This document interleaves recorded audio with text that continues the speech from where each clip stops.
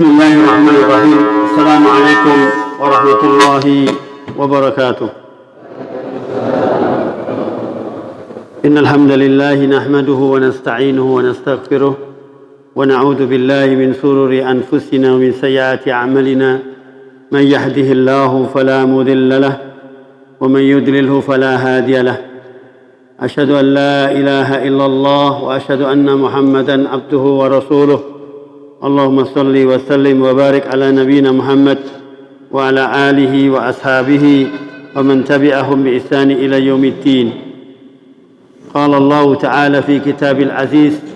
A'udzu billahi minasy syaithanir rajim. Bismillahirrahmanirrahim.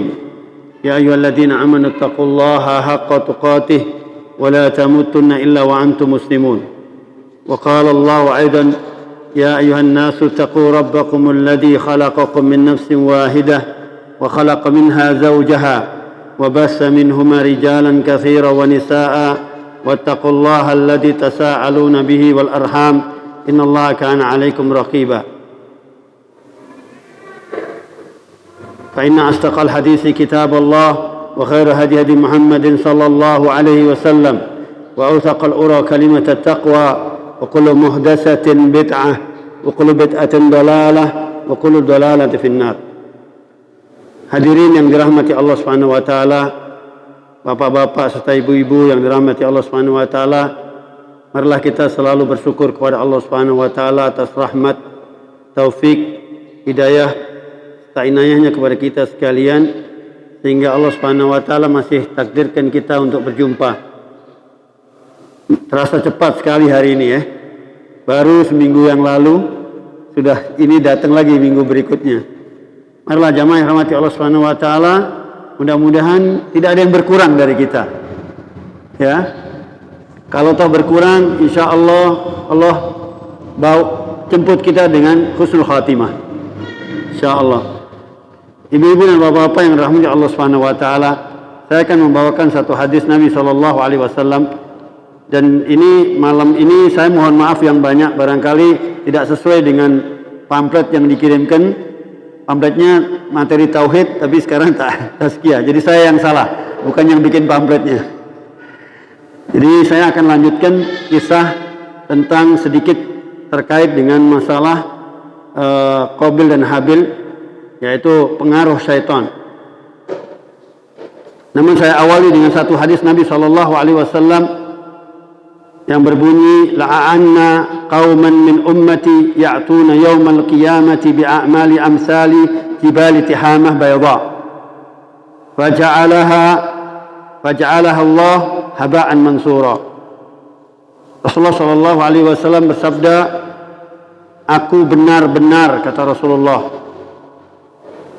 mengetahui beberapa golongan manusia dari umatku yang mereka itu datang pada hari kiamat dengan membawa amalan yang putih seperti pegunungan Tihamah. Pegunungan Tihamah ini ada di Jaziratul Arab. Dia memang kalau sudah datang embun begitu, maka dia putih. Lalu Allah Subhanahu wa taala menjadikannya seperti debu yang berterbangan. Kalimat hadis ini ada penekanan, la'anna, sungguh benar-benar aku mengetahui, kata Rasulullah SAW, golongan manusia dari umatku ini yang mereka itu datang pada hari kiamat dan membawa amalan-amalan yang putih seperti pegunungan Tihamah. Lalu Allah Subhanahu wa taala menjadikannya seperti debu yang berterbangan. Lalu ada sahabat Nabi bertanya kepada Rasulullah sallallahu alaihi wasallam, sifhu lana, halumu lana, la nakuna minhum wa nahnu la na'lam. Sahabat bertanya, sebutkan ciri-cirinya wahai Rasulullah, gambarkan kepada kami mereka agar kami tidak menjadi dari golongan mereka. Kemudian sementara kami tidak mengetahui. Kemudian Rasulullah SAW bersabda, amma innahum ikhwanukum wa min jilditikum wa ya'khuduna minal laili kama ya'khuduna walakinnahum aqwamun idza khalu fi maharimillah intahaquha. Kata Rasulullah sallallahu alaihi wasallam, sungguh mereka itu adalah saudara-saudara kalian dan kerabat-kerabat kalian. Mereka menghabiskan waktu malamnya sebagaimana kalian menghabiskan waktu malam kalian.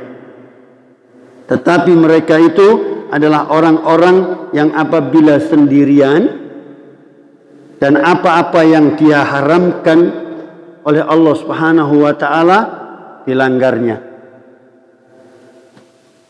Kemudian jamaah rahmati Allah Subhanahu wa taala, Allah Subhanahu wa taala berfirman dalam surat An-Nisa, mereka ini yastakhfuna minan nas wa la yastakhfuna minallah wa huwa ma'ahum.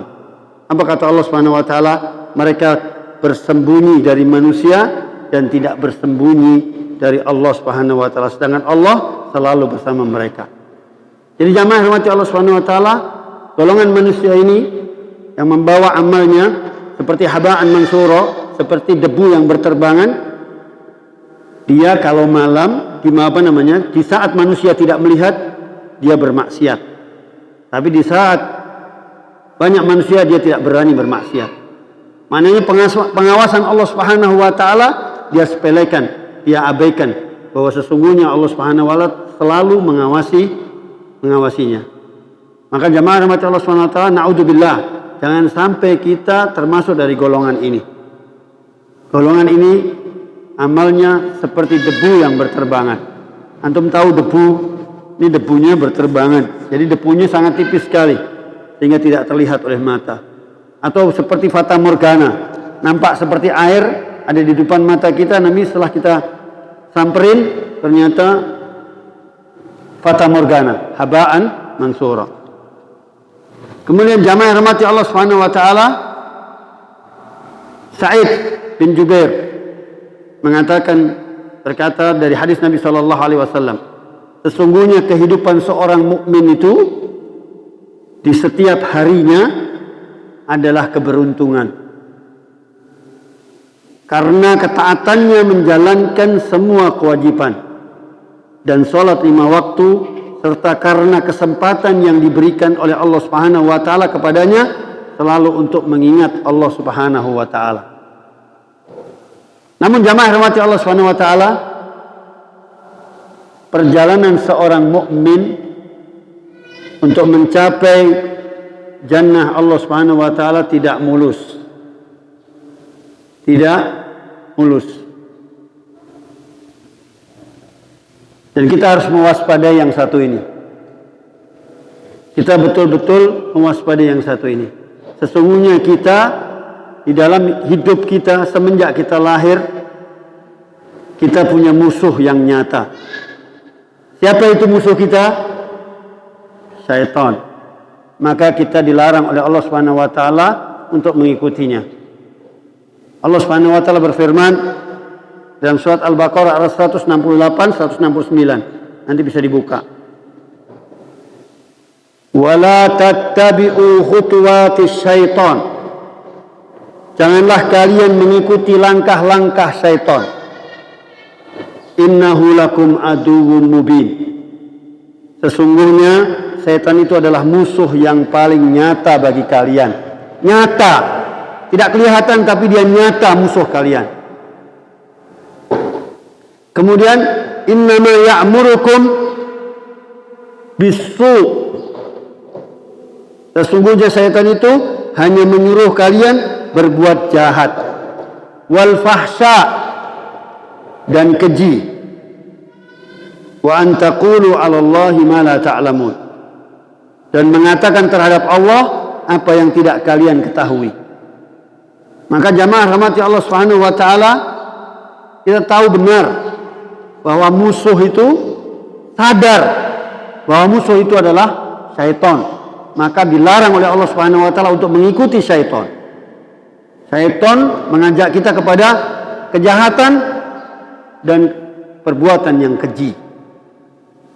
Ibnu Qayyim Az-Zawjiyah menyebutkan ada 3 persoalan. Sumber pertama, sumber masalah kejahatan itu ada 3. Yang pertama, sombong. Yang kedua, tamak. Yang ketiga, dengki. Sombong, tamak, dengki. Ini sumber kejahatan. Sombong ini sendiri jamaah rahmati Allah SWT ada 2. Pertama adalah menolak kebenaran. Kedua adalah meremehkan orang. Ya. Sombong terhadap kebenaran seperti yang terjadi kepada iblis ketika diperintahkan untuk bersujud kepada Adam alaihissalam. Apa kata iblis? Aba wastakbara wa kana minal kafirin. Iblis menolak dan menyombongkan diri dan ia termasuk golongan orang-orang kafir. Kemudian jamaah rahmati Allah Subhanahu wa taala, saya akan tunjukkan satu peristiwa. Ketika itu Rasulullah sallallahu alaihi wasallam bersama seorang wanita.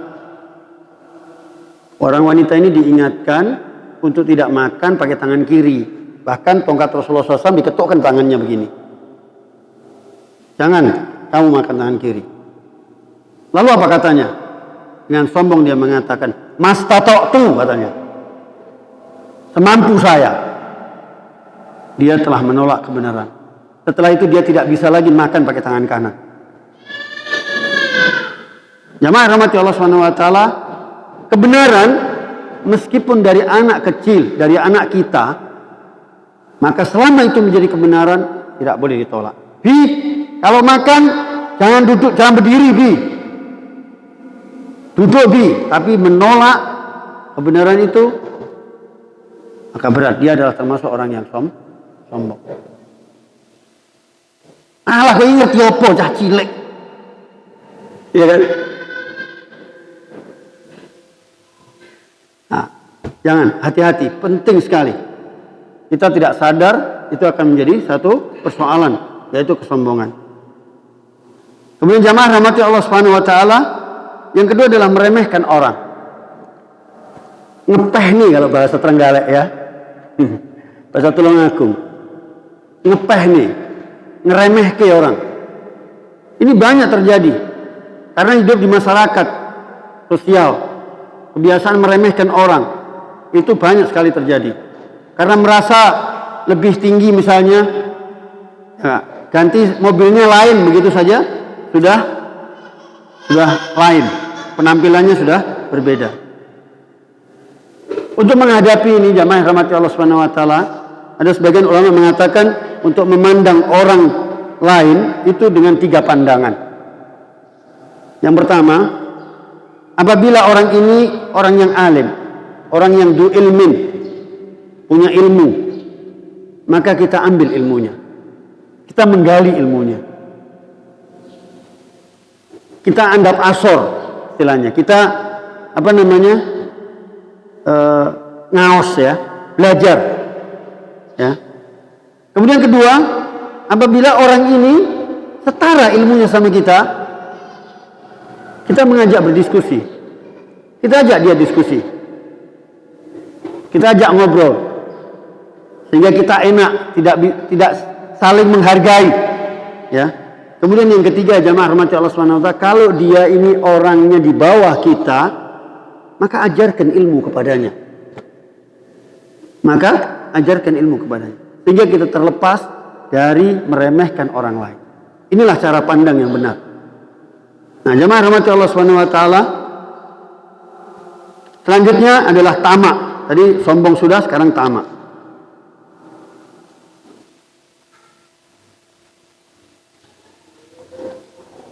Sebentar, ada lagi satu hadis Rasulullah Allah Subhanahu wa taala berfirman di dalam Al-Qur'an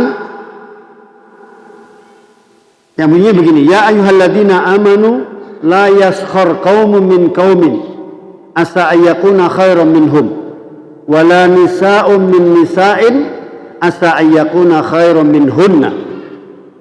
Perhatikan baik-baik, hai orang-orang yang beriman, janganlah sekelompok orang laki-laki merendahkan kelompok yang lain. Orang laki-laki merendahkan kelompok yang lain. Boleh jadi yang ditertawakan itu lebih baik dari mereka. Dan jangan pula sekelompok wanita perempuan meremehkan sekelompok perempuan yang lain. Yang direndahkan itu belum tentu lebih baik dari mereka. Jamaah rahmati Allah Subhanahu wa taala, meremehkan ini persoalan serius. Pernah kejadian, saya pernah dapat cerita ketika saya masih kecil. Ada orang masuk di Tulungagung itu ada toko, ada satu toko lah, saya nggak perlu sebutkan tokonya, toko sepeda motor. Orang ini bawa karung dan keadaannya lusuh. Jadi kalau kita mandang nih kayaknya orang miskin lah, ya nggak? Kemudian orang ini milih sepeda motor, masuk ke studio sepeda motor, dia milih tanya-nanya sepeda motor. Kemudian yang jaga itu bilang, kamu nggak bakal beli. Ini tanya harganya berapa? Dia bilang nggak percuma, kamu nggak bakal beli. Buat kamu misalnya 1 juta ya, dia bilang sudahlah 500.000 saja. Hanya, betul kamu ngomong 500.000? Ya. Oke. Saya minta saksi. Saya mau beli 3. Akhirnya dia ambil saksi tentara atau orang aparat, suruh menyaksikan, dia ambil sepeda motor itu 3. Tahu Pak, yang dibawa karungnya Pak, isinya duit. Baru panen cengkeh di Trenggalek.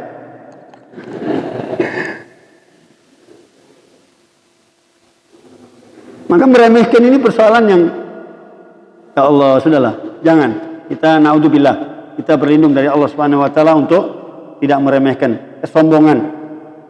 Ibnu Katsir mengatakan melecehkan, meremehkan itu termasuk sombong. Ya. Al-kibru batarul haq wa tamhun nas.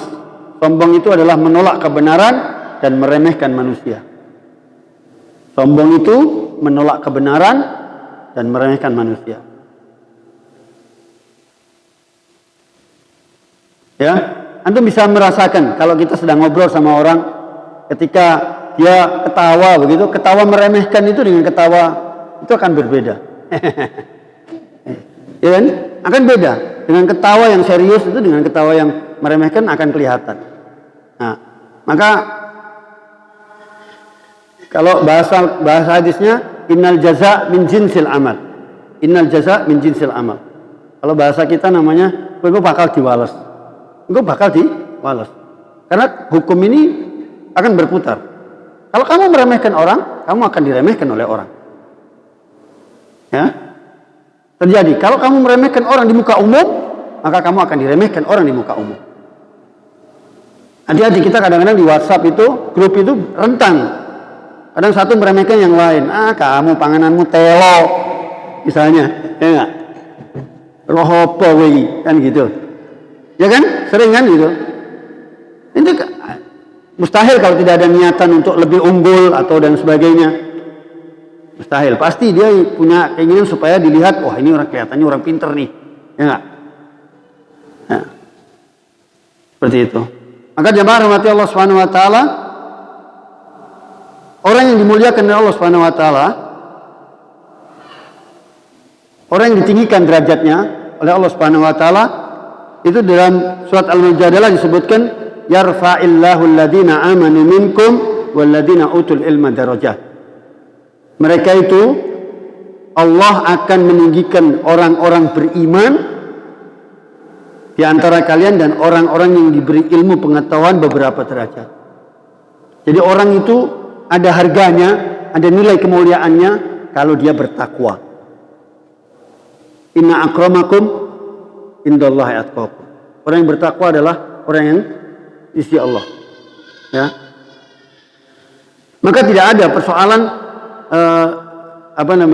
tinggi derajat itu karena punya rumah mewah, punya mobil mewah, bukan itu. Tetapi takwa dan ilmu, punya ilmu pengetahuan.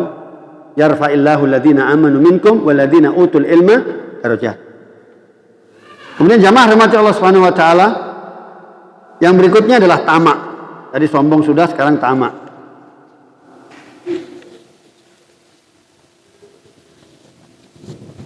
Tamak ini contoh dan peristiwa yang tidak pernah kita lupakan selamanya, yaitu peristiwa Adam alaihissalam bersama Siti Hawa. Kenapa? Tamaknya di mana? Siti Hawa dan Adam alaihissalam sudah dimuliakan oleh Allah Subhanahu wa taala di dalam surga. Kurang apa surga? Surga ini segala, kalau banyak ya, tanda-tanda surga. Mungkin Ustadz yang lain menjelaskan juga bagaimana sifat-sifat surga itu. Luar biasa. Masih batin saja sudah datang. Batin apel, datang apel. Ya. Seperti itu. Ya. Tapi apa yang dilakukan oleh Adam dan Hawa? Melanggar perintah Allah Subhanahu wa taala. Wala taqraba hadhihi sajarata fatakuna minadh dhalimin. Janganlah kamu berdua ini mendekati pohon. Pohon ini, pohon kuldi. Kamu akan termasuk orang-orang yang dolim. Namun apa yang terjadi? Dideketin pohon itu. Kan sudah dilarang. Ya. Nah, jemaah rahmati Allah Subhanahu wa taala, persoalan tamak ini adalah persoalan yang sangat serius. Semuanya serius.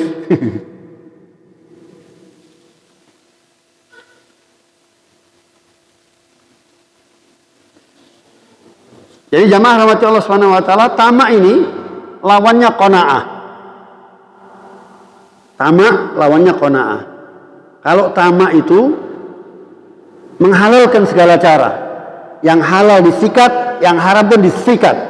Lebih banyak yang disikat yang haram. Karena tamak. Dia berusaha untuk mendapatkan yang lebih banyak dengan cara apapun yang dia lakukan. Tapi kalau qanaah selalu merasa cukup dari harta yang dia cari dan akan senantiasa mendatangkan berkah. Itu perbedaannya. Qanaah adalah tamak, lawannya qanaah. Maka jamaah rahmatullah subhanahu wa ta'ala, ini kadang kita nggak sadar. Kita kalau punya jajan di rumah, anak-anak kita berkerumun, yang satu ngambil langsung dua. Ya kan? Yang satu langsung ngambil dua. Nah, ini tarbiyah kita. Bagaimana kita mendidik anak? Nggak boleh ngambil langsung dua. Tamak. Mari kita ajari anak-anak kita untuk tidak tamak. Ambil dulu satu, selesaikan, setelah itu ngambil lagi satu. Atau cukup kita bagi satu. Ya kan? Ini tarbiyah, penting sekali. Kalau bahasa kita, asik bocah, asik anak-anak. Oh jangan. Tidak, justru dari anak-anak kita mengajarkan untuk tidak tamak. Tarbiyah kepada anak hal yang penting sekali. Ya, berbakti kepada orang tua misalnya, itu pun bagian daripada tarbiyah. Ya enggak? Itu kita latih, kita tidak menuntut dia untuk kita sudah tua, anakku gak anu sing bakti sama saya. Tidak seperti itu. Salahnya dulu nggak dibina, tidak diajarin bagaimana berbakti kepada anak. Salah satu contoh, saya akan kutip yang pernah saya dengar ya dari perkataan beberapa dai. Yang mengatakan bahwa salah satu bentuk tarbiyah kepada anak agar berbakti kepada orang tuanya, punya kepedulian dia kepada orang tuanya. Ini mas, ijeti bapak ini. Misalnya seperti itu. Mas, bapak ini kayak kopi. Nanti lihat, semakin dewasa, anak ini punya kepedulian sama orang tuanya. Jadi ketika orang tuanya sakit, akan dirawat sama anaknya. Perhatian kepada orang tua dia akan lebih. Karena memang sejak awal, dia telah dibina, ditarbiyah untuk berbakti kepada orang tuanya. Insya Allah satu saat akan saya ceritakan. Umar bin Khattab didatengin sama orang yang waktu itu dia menuntut durhakanya anaknya. Insya Allah saat saya akan sampaikan informasinya. Kemudian saya lanjutkan soal qanaah. Qanaah ini jamaah rahmati Allah Subhanahu wa taala disebutkan di dalam Al-Qur'an yaitu hayatan thayyibah. Hayatan thayyibah itu dalam surat An-Nahl ayat 97, nanti bisa dibuka. Ya, hayatan thayyibah. Ulama mufassirin mengatakan hayatan thayyibah, hidup yang thayyib. Hayat itu kehidupan yang thayyibah, yang bagus, yang baik. Itu para ulama mengatakan ada 5. Ini kayaknya perlu dicatat. Yang pertama, yaitu dianugerahi rezeki yang halal. Pertama.